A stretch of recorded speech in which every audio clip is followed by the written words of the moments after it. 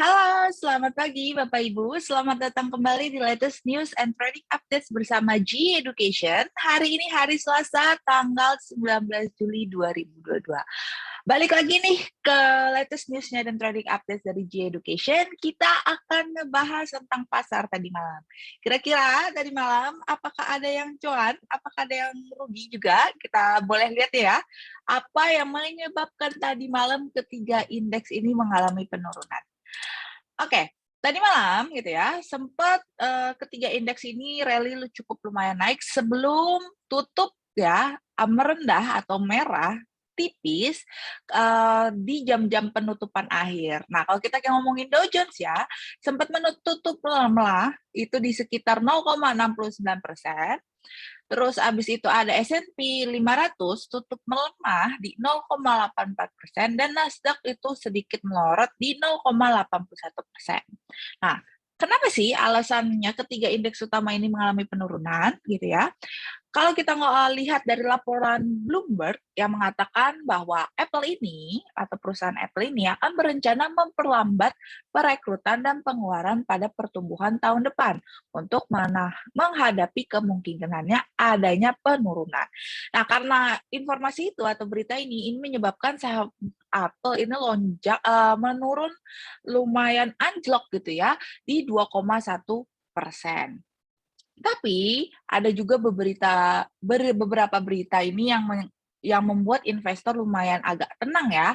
Kayak contohnya ada Goldman Sachs gitu ya, membukukan laba dan pendapatan yang mengalahkan ekspektasinya yang kemarin ya. Sahamnya jadi melonjak 5,6% sebelum agak turun gitu ya dengan kenaikan di 2,5%. Nah, terus kemarin juga ya ada Bank of America gitu ya, yang dimana dia mengalahkan ekspektasi analis gitu ya dengan lumayan sedikit naik lebih tinggi daripada analisanya. Sempat gap juga ya kemarin Bank of America, cuman yang namanya udah gap biasanya dia pasti akan mengalami penurunan. Oke, langsung aja lihat ya. Kalau Bapak Ibu lihat di sini Finviz gitu ya, banyak banget ya yang merah kemarin, apalagi teknologi gitu ya pada merah. Cuma Nvidia unggul ya, AMD juga masih unggul bisa dilihat. Terus habis itu dari communication ada Google, Google merah tapi Meta masih ini ya 1,54%. Terus habis itu ada consumer cyclical, Amazon masih sideways ya, dan Tesla juga 0,2. Walmart sedikit turun ya, consumer defensive itu sedikit turun, Coca-Cola juga turun, dan Pepsi dan teman-temannya juga turun. Kalau ngomongin dari financial gitu ya, kalau kita lihat gitu ya, atau Visa turun di 1,35%, Mastercard juga 0,47, tapi AXP, PayPal itu sedikit sideways ya, turunnya tipis-tipis aja. Oke, lanjut kita akan ngebahas tentang yang namanya komoditas. Setelah kemarin sempat turun ya, di minggu lalu, akhirnya oil terdorong kuat ya, karena kenapa sih oil ini bisa naik atau minyak mentah bisa naik, ini karena adanya pelemahan dolar. Jadi mungkin para trader kemarin lagi pengen ngambil cuan lah ya, di minggu-minggu kemarin dolar udah naik, akhirnya dolar ini mengalami penurunan.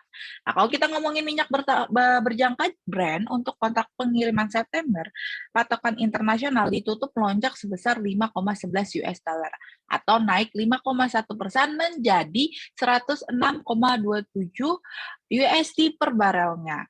Nah, kalau ngomongin WTI atau West Texas Intermediate itu ya untuk kontrak pengiriman Agustus ini melejit di 5,1% menjadi 102,60 USD per barelnya.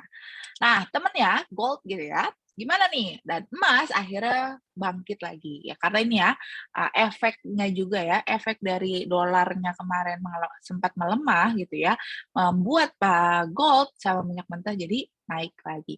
Lagian juga udah bosen ya gold kemarin mengalami penurunan terus, mungkin inilah saatnya mungkin ya, tapi nanti kita akan lihat chartnya gitu gimana. Harga emas di pasar spot ini naik 0,2% menjadi 1.709 USD per ounce-nya gitu ya. Setelah dia sempat melesat 1% di awal sesi. Nah, kalau ngomongin emas berjangka itu ditutup menguat 0,4% menjadi 1.710,20 USD per ounce-nya. Langsung aja kita lihat. Oke, kita lihat WTI. Nah, sebenarnya kalau misalnya kita lihat ya, ini tuh sebenarnya udah ada salah satu chart pattern penan. Waktu itu mungkin Bapak Ibu masih ingat ya kalau saya sempat ngomong ini masih bisa rally ke atas. Tapi ternyata kena ya resistennya yang udah seperti saya gambar, terus dia sempat mengalami pelemahan. Karena kalau kita lihat juga ya, dia udah tinggi banget kenaikannya, mungkin ini adalah waktunya mereka untuk istirahat terlebih dahulu. Dan benar saja kena di support yang kuat ini, ya, di harga 94 dan kemudian rally ke atas. Kalau kita lihat secara tren besarnya, kemungkinan WTI di minggu-minggu ini masih bisa naik. Dan kita harapkan mungkin dia akan kena resisten pertamanya di 113, resisten tingginya di 113, atau bisa akan ada lagi resisten pertamanya, itu adalah di sini. Gitu ya, di 103 sampai 104. Jadi kalau misalnya secara tren, kemungkinan WTI ini bisa reversal kalau gitu ya, nanti malam dia bisa nge-breakout di harga 99 sampai 100. Jadi kalau misalnya lebih dari 100, kita harapkan bisa nyampe ke 143 atau sampai 104 untuk WTI.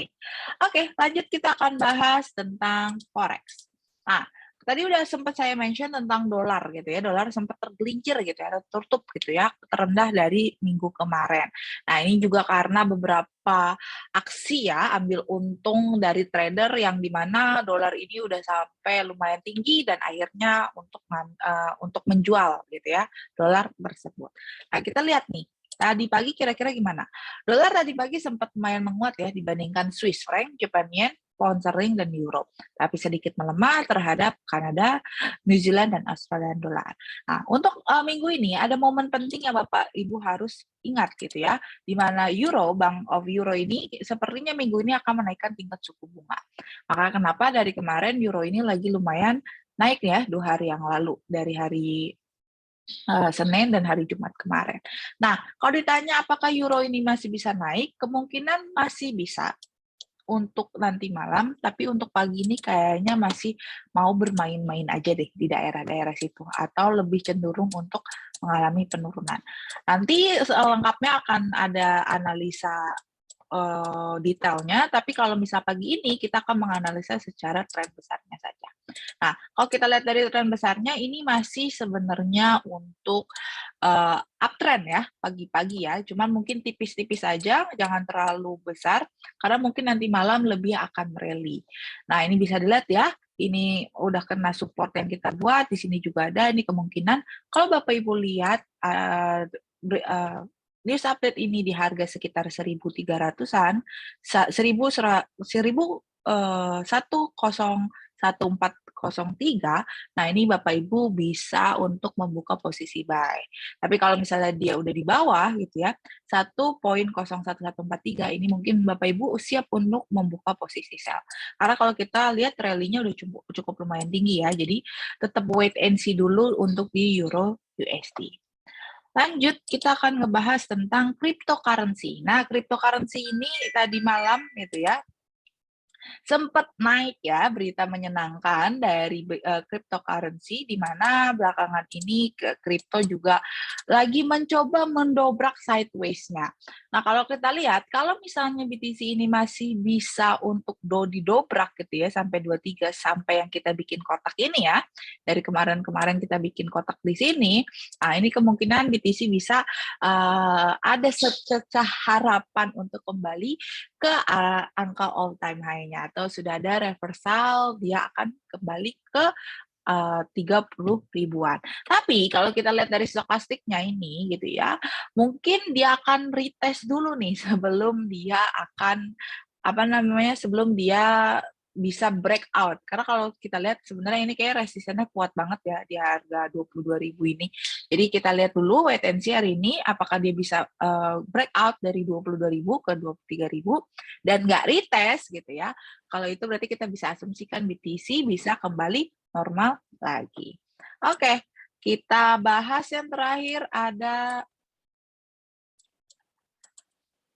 kalender event atau economic calendar ya. Hari ini ada apa sih ya? Sebenarnya hari ini nggak ada yang terlalu important kecuali nanti malam ya, satu ya, nongol merah.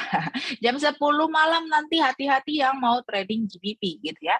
Karena nanti malam ada Bank of Europe government-nya si Bailey ini bakalan speak tentang kita lihat, kita bisa buka di sini.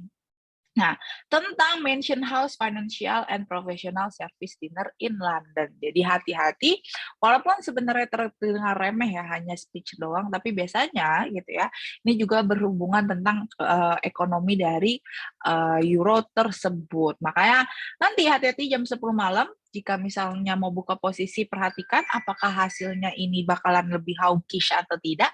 Jika lebih hawkish, maka hati-hati, GBP biasanya akan naik, tapi kalau misalnya tidak, gitu ya, itu biasanya GBP akan mengalami penurunan. Tapi kalau kita melihat dari beritanya ya, di mana minggu ini Bank Euro juga akan meningkatkan suku bunga, kemungkinan nanti malam mungkin bisa lebih hawkish lagi gitu ya, untuk apa namanya speech-nya dari si Bailey ini. Oke, hati-hati ya Bapak Ibu ya, perhatikan juga money management dan lot-nya untuk di jam 10 malam.